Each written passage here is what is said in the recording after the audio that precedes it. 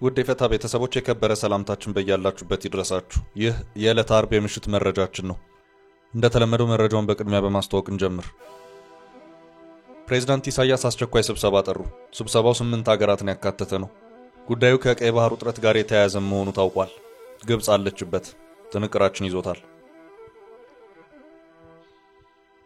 የትግራይ ክልል ጊዜያዊ አስተዳደር ፕሬዝዳንት ጌታቸው ረዳ በዛሬው ዕለት በአንድ ቃለ ምልልስ ብቅ ብለዋል። ጌታቸው ከአንድ የዓለም አቀፍ ሚዲያ ጋር በነበራቸው ቆይታ ስለ ጠቅላይ ሚኒስትር አብይ አህመድና የኤርትራው ፕሬዝዳንት ኢሳያስ አፈወርቂ ልዩነት ውስጥ ከተዋቸዋል ያሉትን አንድ ጥብቅ ጉዳይ አንስተዋል። ስለ ኤርትራው ሰሞነኛው ውጥረት ጌታቸው ያሉት ነገር አለ። መረጃውን እናደርሳችኋለን። በወልቃይት የህወሓት ወረራ ስጋት ላይ ተደቅኗል የሚል መግለጫ ተሰጥቷል። የህወሓት ታጣቂ በሱዳን የሚገኙ የወልቃይት ተወላጆች ላይ ያነጣጠረ ጥቃት ሰንዝረዋል የሚል ክስ ቀርቦበታል። መረጃው የጥንቅራችን አካል ነው። ሶማሊያ ከአንካራው ስምምነት በኋላ ከኤርትራ ጋር ለመጀመሪያ ጊዜ መክራለች። አጠር ያለ መረጃ እናደርሳለን። የሀገራዊ ምክክር ኮሚሽን ከነገ ጀምሮ በአማራ ክልል አጀንዳ የማሰባሰብ የምክክር ምዕራፍ እንደሚካሄድ ዛሬ በባህር ዳር ከተማ በሰጠው መግለጫ አስታውቋል። በክልሉ ያሉ ታጣቂዎች ልዑኮቻቸውን እንዲልኩ መጠየቃቸውን፣ በዚህ ቀን እንደመጣለን የሚል መልስ ግን አላገኘንም ሲል ኮሚሽኑ ገልጿል። ለተከታታይ 3 ቀናት በአማራ ክልል ስለሚደረገው የአጀንዳ ማሰባሰብ ሂደት ዘርዘር ያለ መረጃ ይዘናል። የኢትዮጵያ መንግስት የቢሊዮን ዶላሮች የምስራች ደርሶታል። ከአበዳሪዎቹ የጋራ መግባባት የተሰማ የምስራች ነው። ከፍ ባለ ብድር ዕዳው ስላለው መንግስት ታላቅ እፎይታ መሆኑ እየተገለጸ ነው። ጥንቅራችን ከያዛቸው መረጃዎች መካከል ነው። ከቢሾፍቱ ከተማ በስተሰሜን በኩል በ13 ኪሎ ሜትር ርቀት ላይ በሚገኘው ኤረር ቅድስት ልደታ ወበአታ ወብርሃነ ሰላም መድኃኔዓለም አንድነት ገዳም ትላንት ከፍተኛ የእሳት ቃጠሎ የተነሳ ሲሆን ዛሬ ለሁለተኛ ቀን እሳቱ እንዳልጠፋ ተነግሯል። የበረታው እሳት በአካባቢው ያለ ተራራን ጭምር መሸፈኑን የተነገረው። ከገዳሙ የድረሱልን ጥሪ ተሰምቷል። የምንመለከት ይሆናል። እስከ ፍጻሜው አብራችሁን ቆዩ። የምንለቃቸው ዕለታዊ ትኩስ ዜናዎች እንዲደርሷችሁ ላይክ፣ ሼር፣ ሰብስክራይብ ማድረግ እንዳትረሱ።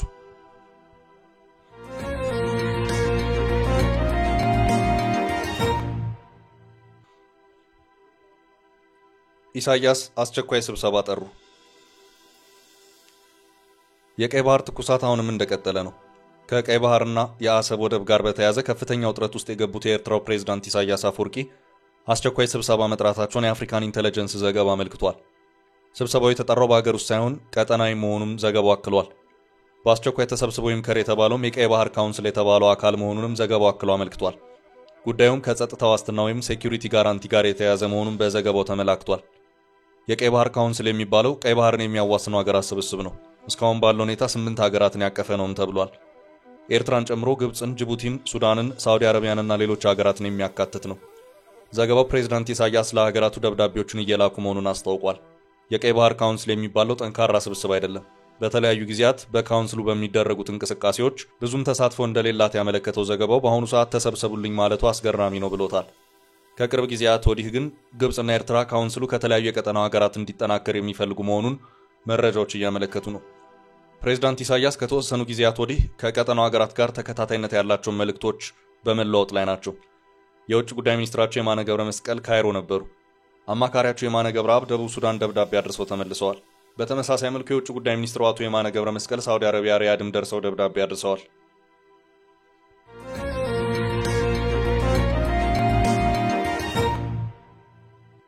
በቀጣይ መረጃችን ጌታቸው ስለ ጠቅላዩና ኢሳያስ ሚስጥር አወጡ። የትግራይ ክልል ጊዜያዊ አስተዳደር ፕሬዝዳንት ጌታቸው ረዳ በዛሬው ዕለት በአንድ ቃለ ምልልስ ብቅ ብለዋል።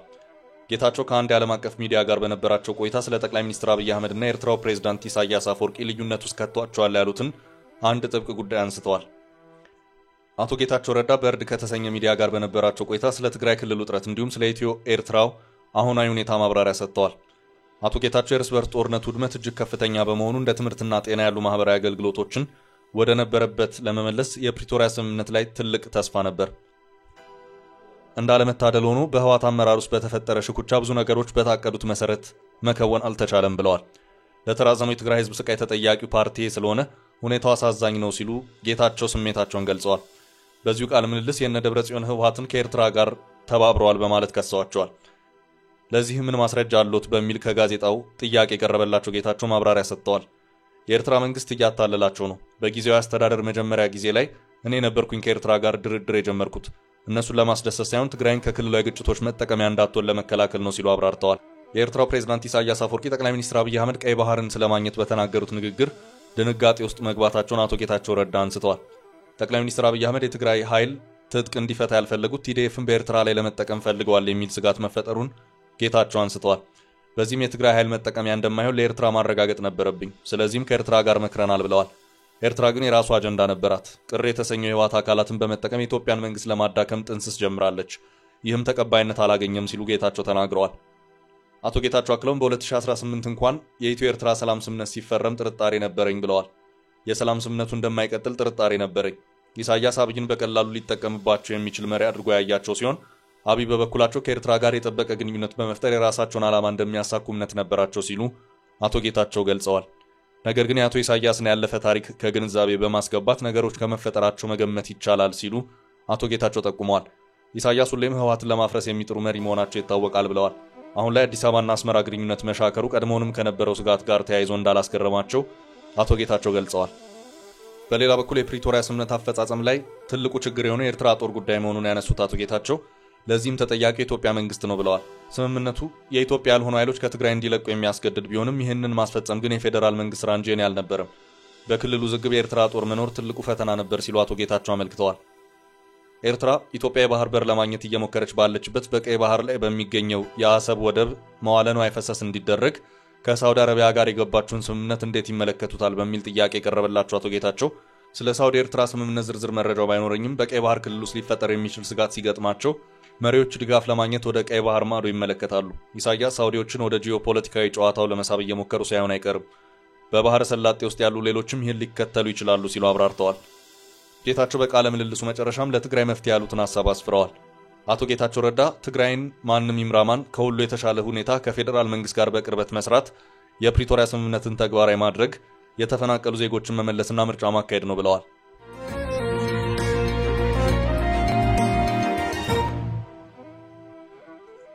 በቀጣይ መረጃ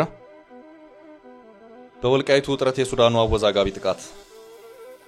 በወልቃይት የህወሓት ወረራ ስጋት ላይ ተደቅኗል የሚል መግለጫ ተሰጥቷል። በፕሪቶሪያ የሰላም ስምምነት ወልቃይት ጠገዴ፣ ጠለምትና ራያ አወዛጋቢ ቦታ ስለሆነ አይመለከትህም ተብሎ ትጥቁን አውርዶ በሰላማዊ መንገድ ለመታገል የፈረመው ህወሓት ስምምነቱን ጥሶ የወልቃይት ጠገዴን ህዝብ ለመውረር እየተዘጋጀ ነው ብሏል።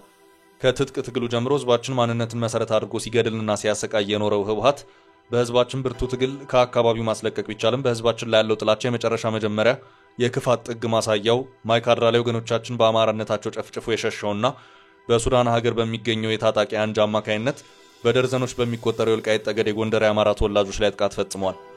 የወልቃይት ጠገዴ የአማራ ወሰንና ማንነት አስመላሽ ኮሚቴ በወገኖቻችን ላይ የተፈጸመው አረመኔያዊ ተግባር በማውገዝ በቀጣይ በጉዳዩ ዙሪያ ከፌዴራል መንግስት ከዓለም አቀፉ ማህበረሰብና ከሰብአዊ መብት ድርጅቶች ጋር የሚነጋገር ይሆናል ብሏል።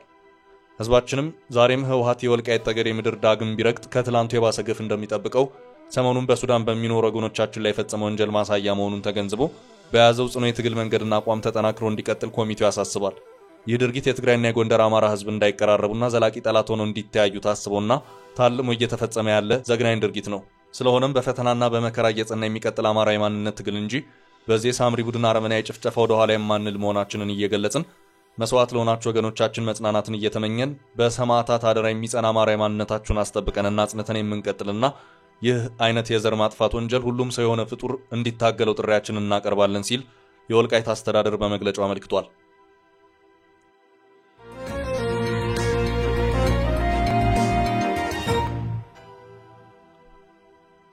በሌላ መረጃ በአማራ ክልል አጀንዳ ማሰባሰብ ሊያስጀምር ነው። ታጣቂዎች ልዑኮቻቸውን እንዲልኩ ይጠበቃል። ኮሚሽኑ የሀገራዊ ምክክር ኮሚሽን ከነገ ጀምሮ በአማራ ክልል አጀንዳ የማሰባሰብ የምክክር ምዕራፍ እንደሚካሄድ ዛሬ በባህር ዳር ከተማ በሰጠው መግለጫ አስታውቋል። በዚህም በክልሉ 4480 ተሳታፊዎች በባህር ዳር ከተማ ለ3 ቀናት እንደሚመክሩ፣ ሂደቱ በተለያዩ ነቶች እስከ ሚያዝያ 6 2017 ዓ.ም እንደሚቆይ ገልጿል። በክልሉ የሚንቀሳቀሱ የፋኖ ታጣቂዎች በምክክሩ ለመሳተፍ ይሁንታ ስለማቅረባቸው በመግለጫው ከጋዜጠኞች ለቀረ ጥያቄ ኮሚሽነር ዶክተር ዮናስ አዳዬ መልስ ሰጥተዋል። በታጣቂዎች በኩል በዚህ ቀን እንመጣለን የሚል ምላሽ የለም። ሆኖም ግን ልዑካናቸውን እንደሚልኩ ተስፋ እናደርጋለን ብለዋል። ኮሚሽኑ ለታጣቂዎቹ ልዑካን ቡድናቸውን እንዲልኩ ጥሪ ማቅረቡንም ኮሚሽነሩ ተናግረዋል። በመግለጫው ላይ አሁንም ጥሪ እናቀርባለን ብለዋል። በአማራ ክልል ትጥቅ ትግል ውስጥ የገቡ ኃይሎች ለጉባኤው ልኡካናቸውን ከላኩና አሉን የሚሉትን ጥያቄ ካቀረቡ ድምጻቸው ተሰምቶ ጥያቄዎቻቸውን ተደምጠው ለሚመለከተው አካል እንደሚያቀርቡ ኮሚሽነሩ ገልጸዋል። ኮሚሽነር ዶክተር ዮናስ አዳዬ ትጥቅ እንዲፈቱ አንጠይቃቸውም፣ ከጠየቅንም ስህተት ነው፣ እኛ አማካሪዎች አባቶች ነን፣ ትጥቅ የማስፈታት ስራው የመንግስት ነው ሲሉም አክለዋል። የተወሰኑ ፓርቲዎች መጀመሪያ ጦርነቱ መቆም አለበት በሚል እሳቤ በክልሉ አጀንዳ የማሰባሰብ ሂደት እንደማይሳተፉ ለኮሚሽኑ አሳውቀው ነበር። ከዛ መልስ የመጣ ለውጥ ስለመኖሩም ጥያቄ የቀረበላቸው ኮሚሽነሩ የተለየ ለውጥ አላገኘንም፣ ነገር ግን ያለን አቋም በጣም አዎንታዊ ነው፣ ምክንያቱም እነዚህ ወገኖቻችን እንዴት እንደሚያግዙን እኔ ምስክር ነኝ። በተለይ በአዲስ አበባ ላይ ስናካሄድ በጣም ደጋፊዎቻችን የነበሩ ሰዎች ናቸው ሲሉ መልሰዋል። አክለውም ሀሳባቸው ረድቶናል፣ ዛሬ ሀሳባቸው አይቋረጥም የሚል እምነት አለን እንደ ኢትዮጵያውያን። ይህ እኮ የቤተሰብ ጸብ ነው፣ ስለዚህ እነርሱም ተመልሰው አሁን እንደ ቀድሞ እንተባበራለን የሚል እምነት አለን ብለዋል። በመግለጫው የተሳተፉት ኮሚሽነር መልአክ ወልደ ማርያም በበኩላቸው በክልሉ የጸጥታ ችግር ከመኖሩ አንጻር የአጀንዳ ማሰባሰብ ሂደቱ ምን እንደነበር ከጋዜጠኞች ለተነሳው ጥያቄ ምላሽ የሰጡ ሲሆን የተለያዩ ማህበረሰቦች ያለመሸማቀቅና ፍርሃት ፋኖች ምናልባት ከሚያነሱት በላይ ጥያቄዎች እንዳነሱ ገልጸዋል። ህዝቡ የሚያውቅ የሚረዳ ዲሲፕሊንድ ህዝብ ነው፣ ሀገሩን የሚወድ ህዝብ ነው፣ ልዩነት የሚያደርግ አይደለም፣ ለሌላውም የሚያሳስበው ነው ብለዋል። የተወካዮች ልየታ የተካሄደው ልክ በሌላ አካባቢ እንደተካሄደው ነው፣ ልዩነት የለውም ሲሉ ተደምጠዋል። በክልሉ 263 ወረዳዎች የተሳታፊ ልየታ እንዳካሄዱ 4 ወረዳዎች እንዳላካሄዱ ገልጸው የአራቱን ወረዳዎች ስም ዝርዝር ከመግለጽ ተቆጥበዋል። ከ10 ዩኒቨርሲቲዎች 26 መምህራን 2232 ተባባሪ አካላትን እንዳሰለጠኑ የተናገሩት ኮሚሽነሩ በተሳታፊ ልየታ ረገድ ደግሞ 13900 ወንዶች፣ 5698 ሴቶች በድምሩ 19598 ሰዎች በዚህ ሂደት እንዲያልፉ ተደርጓል ብለዋል። አክለውም መላውን አማራን ያካለለ ነው ማለት ነው፣ የቀሩት 4 ወረዳዎች ናቸው፣ ይህም በታወቀ ምክንያት ነው ሲሉ አስረድተዋል። የፖለቲካ ፓርቲዎች ሸኔ፣ ፋኖ ምንድነው የሚፈልጉት? አዲስ የፖለቲካ ስርዓትን ገንባ፣ ዴሞክራሲያዊ ስርዓትን እናምጣ፣ እኩልነትና ነጻነት የሰፈነበት ሀገር እናድርግ፣ ቁጭ ብለን ተነጋግረን፣ እዚህ ውጭ ምንድነው የሚፈልገው ሲሉ ጠይቀዋል። መንግስትም ሌሎችም በጠመንጃ የሚያሳኩት ነገር የለም፣ ሊያሳኩም አይችሉም ሲሉም ተደምጠዋል። ኮሚሽን ከዚህ ቀደም በትጥቅ ያነገቡ አካላት በምክክሩ እንዲሳተፉ ጥሪ አድርጎ ለልኡካኖቻቸው ደህንነት ዋስትና እንደሚሰጥም መግለጹ ይታወሳል። ዘገባው የቲክፋ ኢትዮጵያ ነው።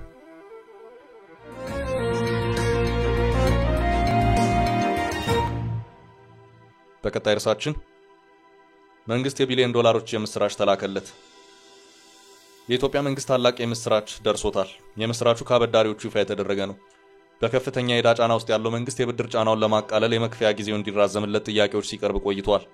በዛሬው ዕለት የአበዳሪዎቹ መረጃ ዋቢ ያደረገው የሮይተርስ ዘገባ እንዳመለከተው ከሆነ የኢትዮጵያ መንግስት የብድር መክፈያ ጊዜው እንዲራዘምለት የሚያደርጉ ሁኔታዎች ተመቻችተውለታል።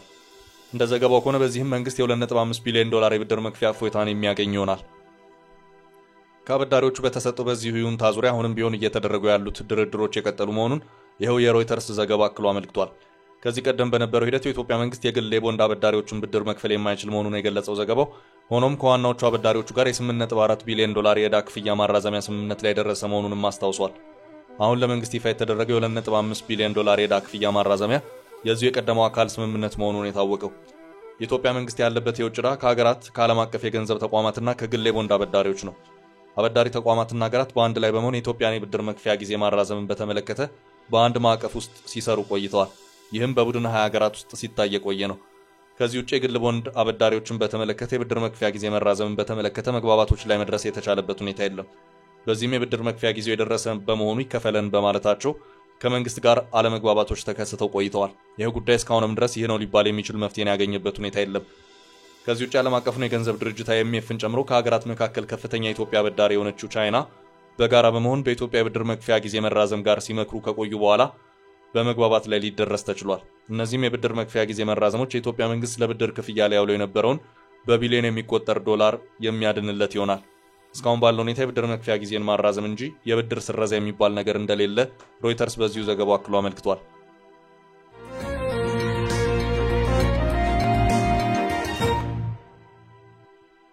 በቀጣይ ርዕሳችን ገዳም ውስጥ የተነሳ እሳት ከፍተኛ ስጋት ደቅኗል። ለሁለተኛ ቀን መንደድ ቀጥሏል። ከቢሾፍቱ ከተማ በስተሰሜን በኩል በ13 ኪሎ ሜትር ርቀት ላይ በሚገኘው የረር ቅድስት ልደታው በአታው ብርሃነ ሰላም መድኃኔዓለም አንድነት ገዳም ትላንት ቀን 7 ሰዓት ላይ የተነሳ የእሳት ቃጠሎ እስካሁን እንዳልጠፋ ተነግሯል።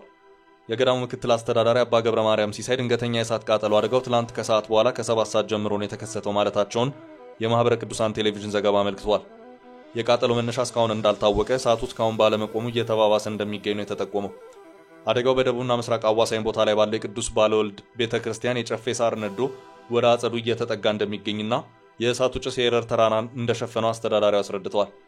የአብይን ጾም አስመልክተው በዓታቸውን ዘግተው በሱባኤ ላይ የሚገኙ አባቶች በጭሱ ምክንያት መታፈናቸውን እንዲሁም በተራራ ውስጥ የሚኖሩ የዱር እንስሳት አደጋ ላይ መሆናቸውን አሳውቀዋል። እሳቱ በሰውየውና በንብረት ላይ ከፋ ጉዳት ሳያስከትል ሙሉ በሙሉ እንዲቆም ለቢሾፍቱ ወረዳ ቤተ ክህነትና ለከተማው አስተዳደር ማሳወቃቸውን የገለጹ ሲሆን የሚመለከታቸው አካላት ሚናቸውን እንዲወጡ ጥሪያቸውን ማስተላለፋቸውን የማህበረ ቅዱሳን ቴሌቪዥን ዘገባ አመልክቷል። ከ3 እና 4 ዓመታት በፊት ተመሳሳይ እሳት ቃጠሎ አደጋ በገዳሙ መከሰቱንም ዘገባው አስታውሷል።